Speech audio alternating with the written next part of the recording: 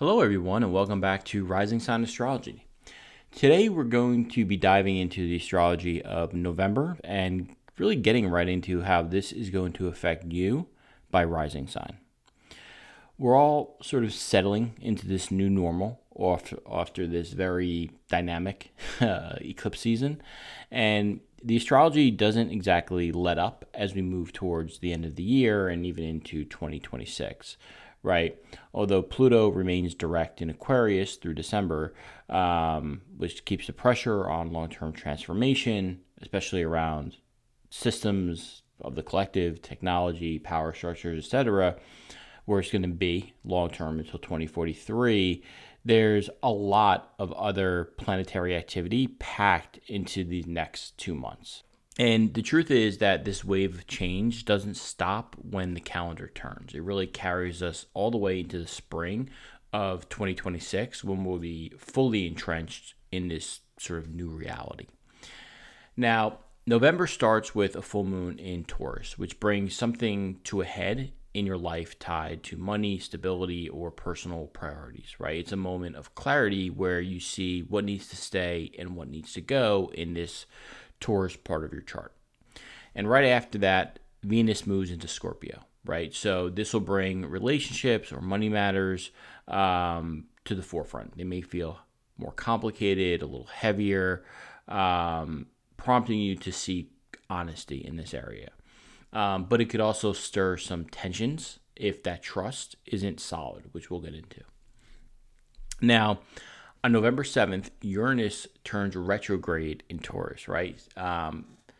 So this is going to push us to take one last look back at the changes that we've already made in this Taurus area around our chart, most likely linked to stability, and really to decide what needs some final tweaking or adjustment before 2026. We're going to have Mercury on the move going retrograde in Sagittarius on November 9th, as well as Jupiter turning retrograde in Cancer on the 11th. And this is really going to ask you to look inward about what truly feels supportive at home in your closest relationships, and the fact that Mercury's in retrograde can lead to misunderstandings in those areas. So just make sure to double check your details and take your time here and be aware of that energy. And then by the end of the month, Saturn goes direct in Pisces. Right. So any areas of your Pisces chart that felt stuck, right, since the summer are going to start to finally move forward again. You're going to see where your efforts are paying off or not. And then finally, right at the end of November, Mercury goes fully direct in Scorpio, clearing up any confusion or helping stalled conversations finally move ahead. So in today's video, as always, you can listen for your rising sun or moon sign, right? But I always do suggest listening based on your rising sign first, as it shows how these transits will impact you on a physical level, right, 3D level within the world. Then take a look at your sun sign for career purpose and your moon sign for how these shifts might affect you either emotionally or at home. And as always, if you enjoy the content and want to hear more, please subscribe to the channel, hit the bell button so you're alerted whenever I post new videos. And if you like what you hear, please drop a comment, give a thumbs up. It really helps with the algorithm. And with that said, let's dive in and get started here. Okay, so for my Aries rising, November and December of 2025 is bringing a really steady stream of changes, and they're going to activate key parts of your chart, especially around relationships, home and family, and your own mindset. And since Mars is your chart ruler, its movement deserves extra focus, right? As it often marks turning points in how you act, how you react, how you push forward in life, and just how the major transits unfold for you in a very practical way. So on November 2nd, Venus in Libra is going to square Jupiter in Cancer, activating your 7th house of partnership and your 4th house of home and family. And Venus is very strong in Libra, right? And Jupiter is exalted in Cancer. So there's a lot of pull from both sides. But The square creates tension or something to be overcome. So you might feel like you can't give equal time to your partner and your family, right? Leading to scheduling conflicts or pressure to choose sides in some way. And this could look like having to skip a date night because maybe a family member needs help, or a disagreement with a partner about responsibilities around the house. On the positive side, it could also push you to set boundaries, right? So maybe one part of your life doesn't ultimately overtake the other. Now, 2 days later, on November 4th, Mars, your chart ruler, enters Sagittarius and immediately opposes Uranus in Gemini. So this brings your ninth house of travel and education into conflict with your third house of communication, siblings, and your daily tasks. So Mars opposing Uranus can be a little explosive, right? You may notice arguments that flare up with neighbors or coworkers, even siblings. You could see travel plans get disrupted unexpectedly. Think canceled flights or just delays out of nowhere. And you may also feel somewhat challenged to defend your beliefs or maybe your educational goals or philosophies, right? When someone questions them. And since Mars is your ruler, I would say try to avoid going on the attack. Otherwise, you could see a small disagreement, just shockingly spiral into something bigger. Now, there's a full moon in Taurus on November 5th, which lands in your second house of money, income, and possessions. So this is often when financial matters reach a conclusion, right? You may finally get paid for work you've been waiting on since spring, or complete a project that somehow boosts your earnings, right? It could also highlight spending patterns, maybe realizing that you've overspent and you need to tighten things up a bit, or seeing the payoff of saving and budgeting over these past several months, right? Now, on November 6th, Venus moves into Scorpio, which is your eighth house of debts, shared resources, intimacy.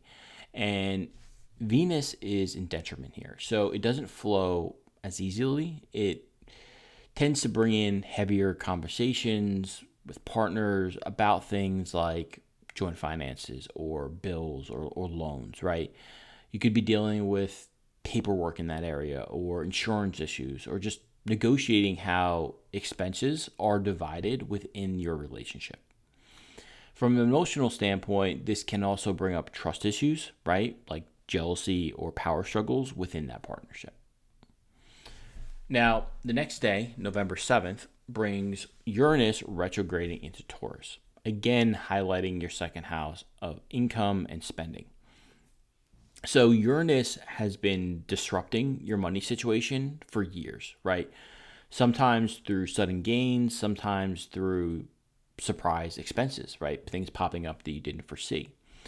And I think during this last retrograde here, you're going to have to revisit some old financial issue, whether it's unexpected bills that are resurfacing or maybe a side hustle that you once tried coming back into focus at this time. I think it's a chance to see what systems with money no longer work for you and then have to adjust accordingly before Uranus leaves Taurus for good next year. Now, on November 9th, Mercury is going to turn retrograde in Sagittarius, which is your ninth house. And then it's going to slide back into Scorpio, your eighth house, on November 18th. So at first, you may experience delays or confusion with travel, higher education, legal paperwork, things like that. You could see plans get rescheduled, or you may need to redo an application or double check some documents there. Now, once Mercury retrogrades back into Scorpio, then it's going to turn to, again, joint financial matters. So this could mean needing to renegotiate terms with a lender, a partner, reviewing details around taxes, or just clearing up some confusion, again, with somebody, likely a partner, around money. On November 11th, Jupiter is going to go retrograde in Cancer, which is your fourth house.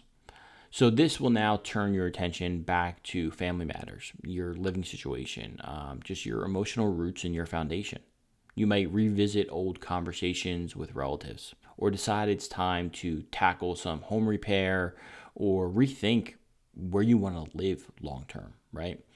And sometimes this period can bring advice that's helpful, right? Jupiter wisdom from parents or older family members that helps to give you a fresh perspective.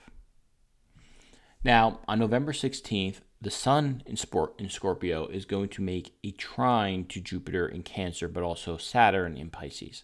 So this is linking your 8th, 4th, and 12th houses.